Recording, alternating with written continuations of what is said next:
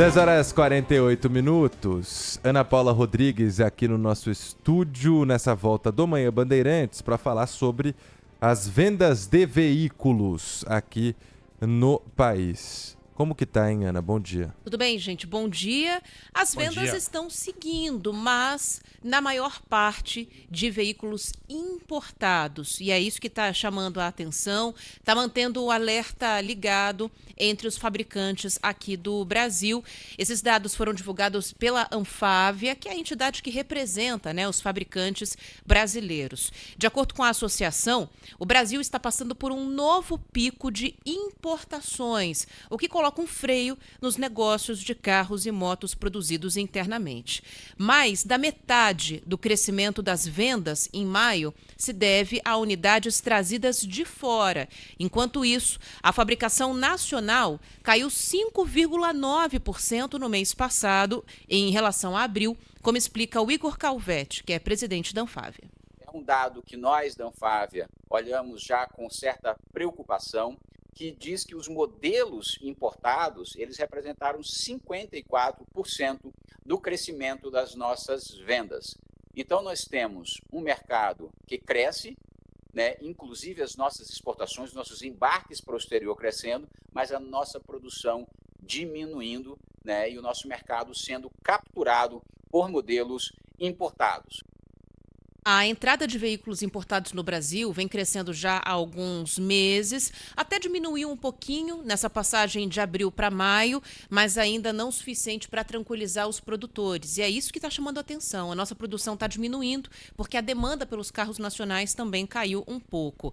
Em janeiro, por exemplo, as importações de veículos alcançaram a maior participação desde março de 2012, com 23% do total de emplacamentos naquele mês.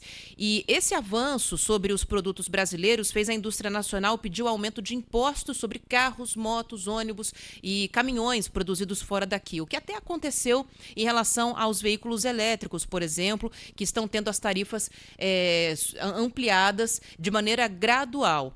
Em 2025, a participação de veículos híbridos e elétricos nas vendas de automóveis no Brasil atingiu o maior nível da história. Cada vez mais pessoas interessadas em comprar veículos híbridos, principalmente aqui no Brasil, os híbridos, são preferência. Aqueles que têm um motor que é elétrico, mas também funciona a combustão, no caso de falta de bateria.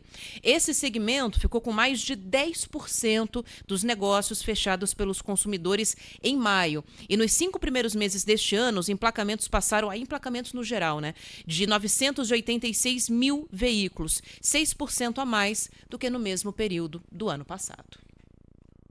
Ana Paula Rodrigues, muito obrigado, Valeu, pelas suas Ana, informações.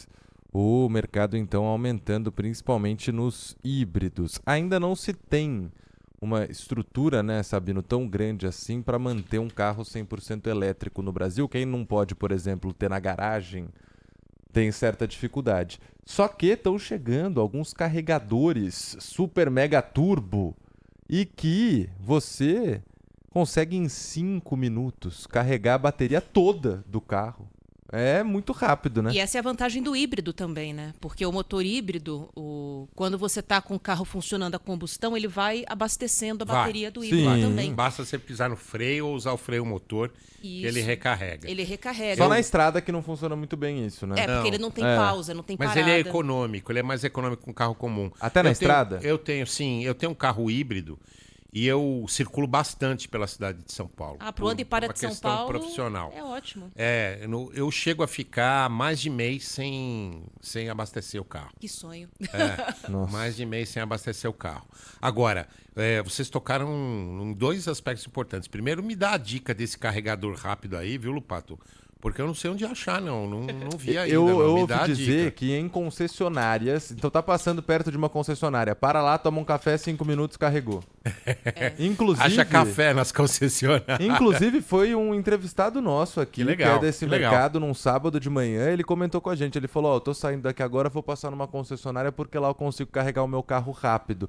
Mas uma das principais montadoras de carro de carros híbridos e elétricos, está trazendo para o Brasil, inclusive anunciou isso, que você vai conseguir colocar em casa um carregador desses mega super turbo aí. Os carregadores, você quando compra o carro híbrido, ele já vem com o carro para você colocar na sua casa. Aí surge um outro problema. Existe uma orientação do Corpo de Bombeiros que é muito rigorosa para a instalação desses carregadores em estacionamentos de prédios.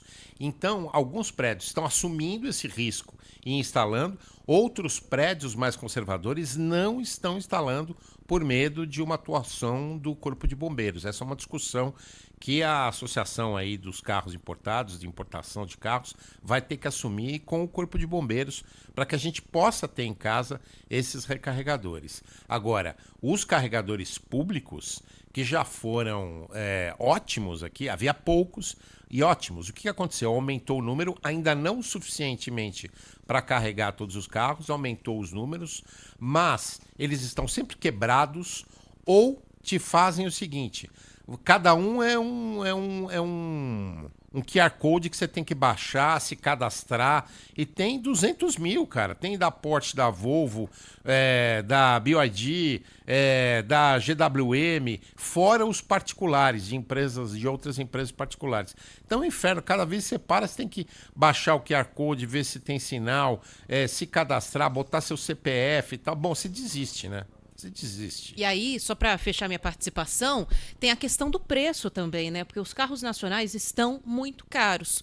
E aí você coloca um pouquinho mais de investimento, para quem pode, você já pega um carro híbrido. E um carro E na maioria eles são importados, com conforto, com às vezes Isso. acessórios que o carro nacional não tem. Às vezes é um painel de bordo, né, Sabino? Um computador de bordo que tem ali, que é um pouquinho melhor. A pessoa já, quero esse daqui porque é mais bonito, é mais fácil para eu colocar uma música, colocar um mapa.